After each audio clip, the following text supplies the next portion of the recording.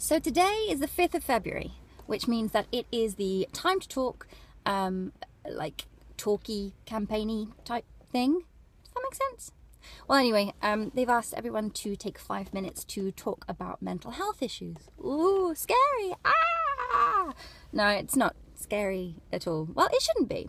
I think the thing is that when people hear the word mental health issues and they have nothing to do with mental health issues and they've never known anyone that's had any problems, hang on, wait, no, those people don't exist.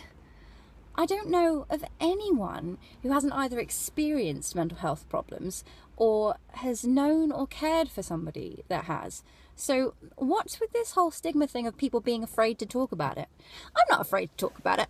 People often are quite surprised that I have mental health issues. Well, they're not surprised that I have mental health issues because I'm quite off the wall. They're surprised that I suffer with depression because they see me as a very, very bouncy person. But it's not always like that in my head. And I have to do a lot of fighting against it to keep being bouncy. Especially at the moment. At the moment, things aren't fantastic for me mental health wise. And I'm kind of struggling with getting out of bed in the morning. But then I'm finding the good stuff and latching onto it and like climbing out of it.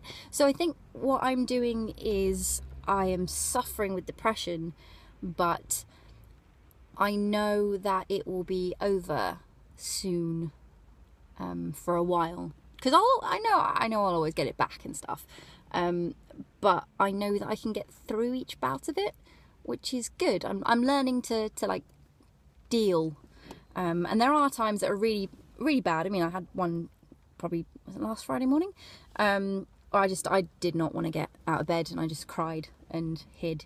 And then I was just, by about lunchtime, kind of, right, okay, that's enough. And I was in the shower and I was still crying, but there was a little voice in my head going, come on, you can do this, you've done this before, this is just a shower, you can cope with the shower. By the time I got out of the shower, I was ready. I was ready to face the day, I was ready to face people. I went out, I bought myself a new book, and I bought myself some fairy lights for my bedroom because I wanted some fairy lights, and I thought if I buy myself something nice, maybe I'll feel a little bit better.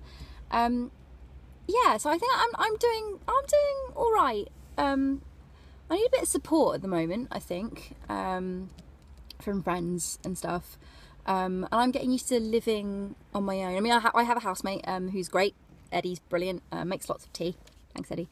But obviously, I've been living with my partner for a good couple of years, and we split up just before Christmas. So I'm getting used to not having the support that I normally have, and so I could do with a little bit more at the moment. Could do with seeing a few more friends and just having a little bit more understanding and stuff, because I can get a little bit short at the moment with people, and I don't want to. I don't mean to. It's just that my mood's a little bit meh. Oh, yes, the wig. I am actually I'm dressed as Jessie from Toy Story today because I teach kids drama and we were doing Toy Story. So yes, you are getting a mental health talk from a girl dressed as a Toy Story character. Yeah, that's the thing. But I just wanted to say that anyone else who's kind of suffering from stuff like this, I don't like the word suffering. I like surviving. Anyone who is surviving with mental health issues, it's okay to talk about it. It is okay to talk about it. And no one, I mean, even when people are sick, like kind of it is a sickness. So I don't know no, it doesn't work. You should just talk about it. I mean, if people are fluey, they say, oh yeah, you know, I'm fluey.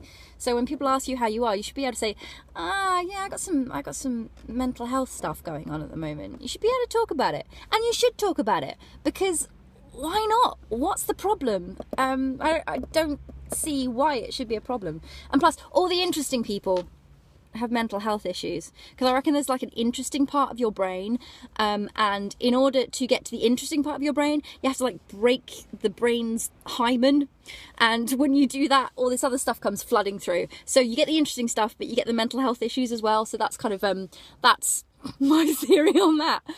So yeah, here's wishing you good mental health, and spread the word.